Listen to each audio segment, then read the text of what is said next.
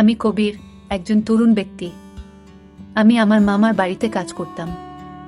আমার মামা তার স্ত্রীকে খুশি করতে পারতেন না, ফলে আমার মামি আমাকে তার ঘরে ডাকতেন। মামি আমার পাশে এসে শুয়ে থাকতেন লুকিয়ে, আমি জানতাম না, আর আমি তাকে আমার স্ত্রী মনে করে সারা রাত।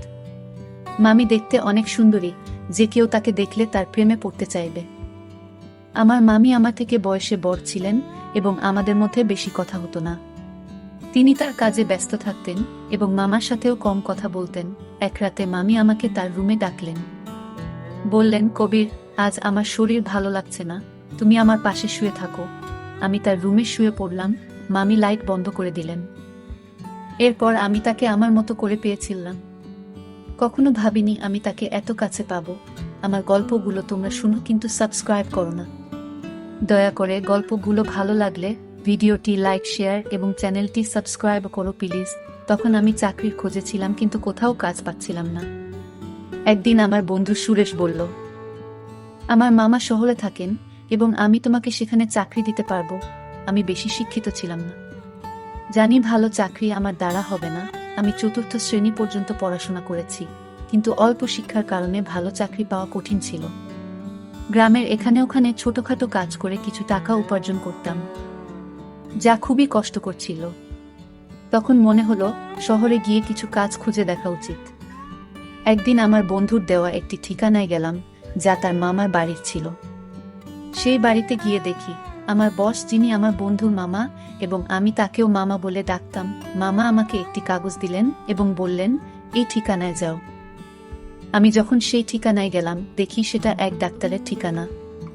মামা বললেন, তিনি আমার বন্ধু, তিনি তোমার কিছু পরীক্ষা করবেন। যদি পরীক্ষাগুলো ভালো হয় তাহলে তোমাকে চাকরি দেব। মামা কথা শুনে আমি কিছুটা ঘাবড়ে গেলাম, কিন্তু ভাবলাম চেষ্টা করে দেখি।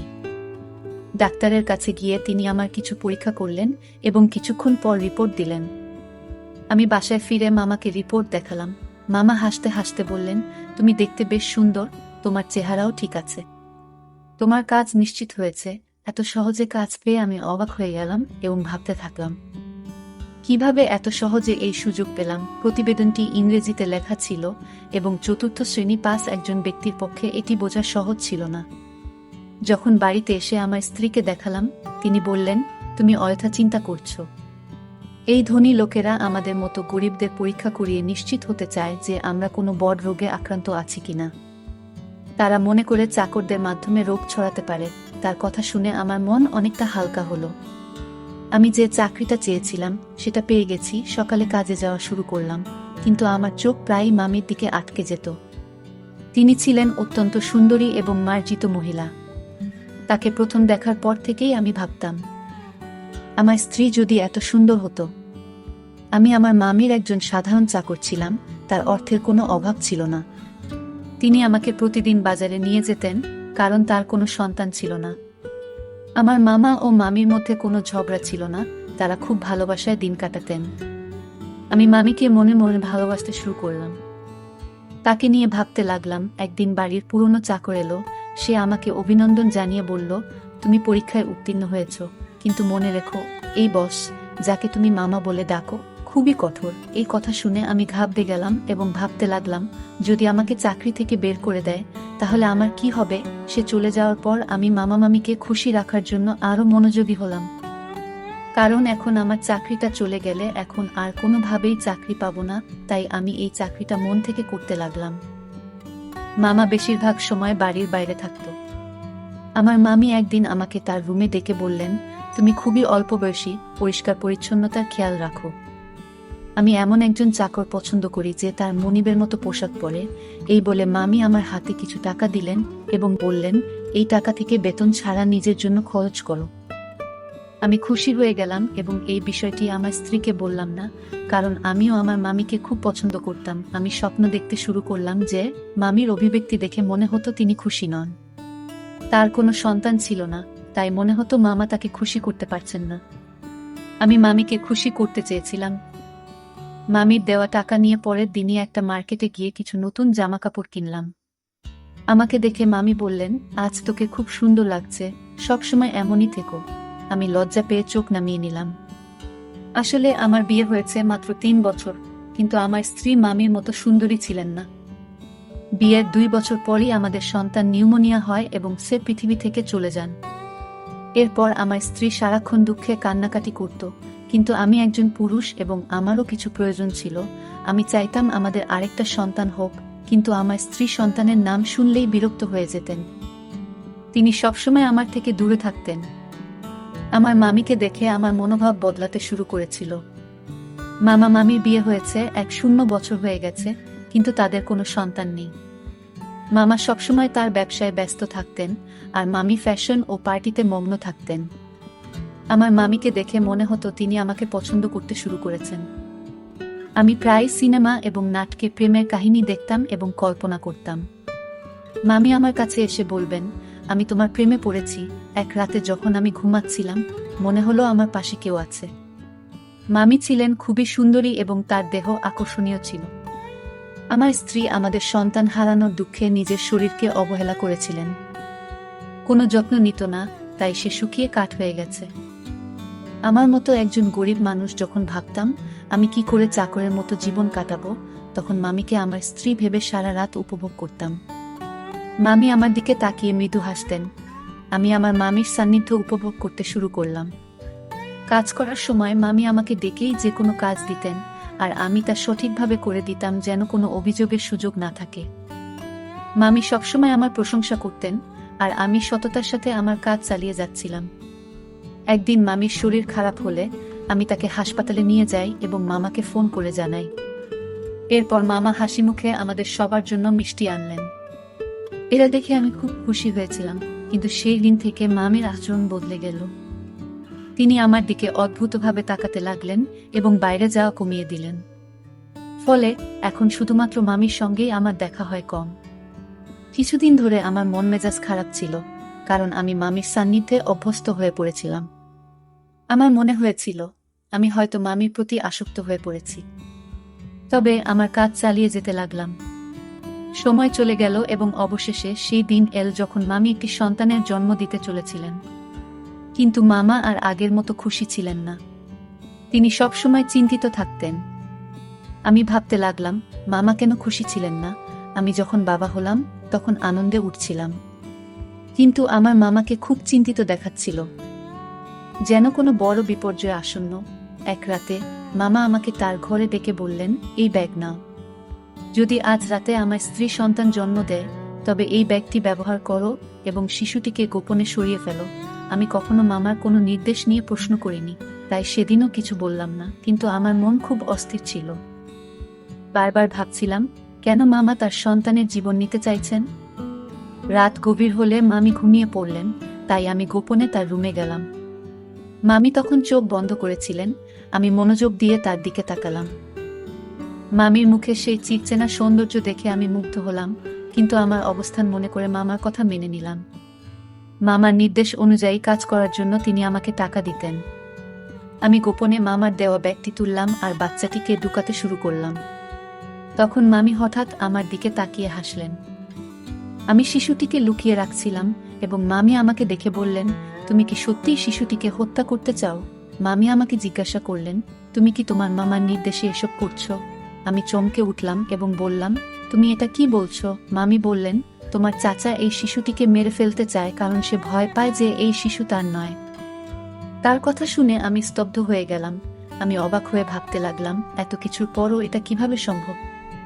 মামি বললেন, তোমার মামা সন্দেহ করছে যে এই শিশু তার নয়, তাই সে এই কাজটি করতে বলেছে। সে এই শিশুটির বাবা নয়, তুমি এর বাবা। এই কথা শুনে তাকে বললাম, তবে তুমি কেন বলছো আমি এই শিশুটির বাবা? আমি এই কথা শুনে স্তব্ধ হয়ে গেলাম।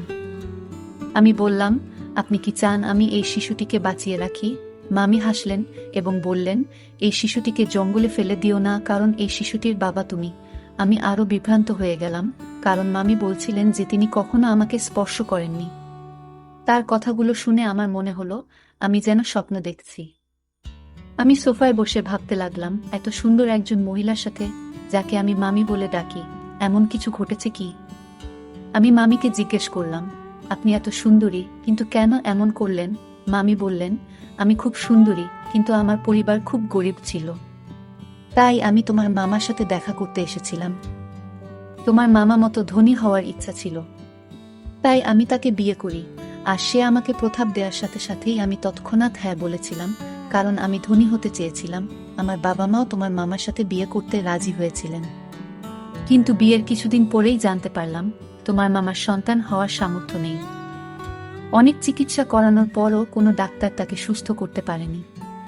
তিনি মা হতে চেয়েছিলেন এবং এর জন্য তিনি যা করতে প্রস্তুত ছিলেন। তারপর তিনি তার চাকরের মাধ্যমে একটি অদ্ভুত পরিকল্পনা তৈরি করেছিলেন, তাই তিনি সবসময় চাকরদের নিযোগের আগে পরীক্ষা করাতেন। তোমার চাচা তোমার মাধ্যমে তার পরিকল্পনা সফল করতে চেয়েছিলেন, মামি বললেন। এই শিশুটি তোমারই সন্তান এবং তিনি চান না যে এটি প্রকাশ্যে আসুক। তিনি জানতে চেয়েছিলেন তিনি বাবা হতে সক্ষম কিনা, তাই আমাকে চাকরের সাথে ঘুমাতে বলেছিলেন। মামির এই কথা শুনে আমি আরও হতবাক হয়ে গেলাম এবং কিছু বলতে পারলাম না। তিনি বলতে লাগলেন, তোমার মামা আমার জন্য অনেক চাকর নিয়োগ করেছিলেন, কিন্তু আমি যাকে ভালোবাসার যোগ্য মনে করতাম তাকেই গ্রহণ করতাম। আমরা অনেক চাকর বদল করেছি, কিন্তু তোমাকেই প্রথম উপযুক্ত মনে হয়েছিল। প্রথম দেখাতেই তোমার প্রতি আমার আকর্ষণ জন্মায়। আমি অবাক হয়ে বললাম, তুমি কখন আমার কাছে এসেছিলে? মামি হাসলেন এবং বললেন, তোমার মামা এমন পরিকল্পনা করেছেন যে তুমি বুঝতেও পারোনি। তুমি মনে করতে তুমি তোমার স্ত্রীর সাথে আছো, কিন্তু আসলে আমি ছিলাম। তোমার মামা রাতের আধারে আমাকে তোমার রুমে পাঠাতেন এবং তোমার স্ত্রীকে অন্য ঘরে অজ্ঞান করে রেখে দিতেন। তিনি নিজেই পাহারা দিতেন যাতে কেউ সন্দেহ না করে। মামি বললেন, আমি প্রথমে বাধ্য হয়ে এসেছিলাম, কিন্তু পরে তোমার প্রতি আকৃষ্ট হতে শুরু করলাম। তোমার কাছ থেকে যে সুখ পাচ্ছিলাম তা তোমার মামা কখনোই দিতে পারতেন না। সেই কারণেই আমি নিজেও তোমার প্রতি দুর্বল হয়ে পড়েছিলাম। তোমার মামা যখন এই পরিকল্পনা চালিয়ে যেতে লাগলেন, আমি নিজেও উপভোগ করতে শুরু করলাম। তিনি আমাকে তোমার কাছে বারবার পাঠাতে থাকলেন। তিনি আরও বললেন, আমি গর্ভবতী হলাম এবং তোমার মামা আমাকে ভোরের অন্ধকারে ঘরে ফিরিয়ে আনতেন যাতে কেউ কিছু বুঝতে না পারে। এভাবে তোমার মামা তার সন্তান হওয়ার আশা পূর্ণ করতে চেয়েছিলেন এবং আমি নিজেও অজান্তে সেই পরিকল্পনার অংশ হয়ে পড়েছিলাম। কিছুদিন পর সে তার পরিকল্পনায় সফল হয়েছিল। ডাক্তার আমাকে জানিয়েছিলেন যে আমি মা হতে চলেছি, যা তাকে অত্যন্ত খুশি করেছিল। আমি বিস্মিত হলাম যখন শুনলাম সে ডাক্তারের কাছে মিথ্যা বলেছে। কেউ কিভাবে তার বউকে এমনভাবে ব্যবহার করতে পারে? তারা দুজনেই আমাকে টাকা দিয়ে তাদের খেলনা বানিয়ে ফেলেছিল, যা আমার মোটেই ভালো লাগেনি। তখন আমার মামি তার কথাবার্তায় ব্যস্ত ছিলেন। আমি তখন বুঝতে পারিনি যে আমি কি ভাবছিলাম, তবে মামি আমাকে বলেছিলেন, তোমার মামার পরিকল্পনা ব্যর্থ হয়েছে যখন তার একটি ছেলে হয়েছিল, কিন্তু তিনি একজন উত্তরাধিকারী চেয়েছিলেন। সে তার বন্ধুকে নিয়ে অন্য দেশে পালিয়ে যায় আর আমাকে বলে, এখন আমার কোনো সম্পত্তি নেই, আমার সব ব্যবসা শেষ। সেই শিশুটিকে আর সে চায় না। আমি বলেছিলাম, আমি তোমার বউ দাসী নই, যাতে তোমার ইচ্ছে মতো চলি। আগে তুমি আমাকে একটা চাকরের সাথে ঘুমাতে বাধ্য করেছিলে যাতে সবাই জানতে না পারে তুমি বাবা হতে পারো না।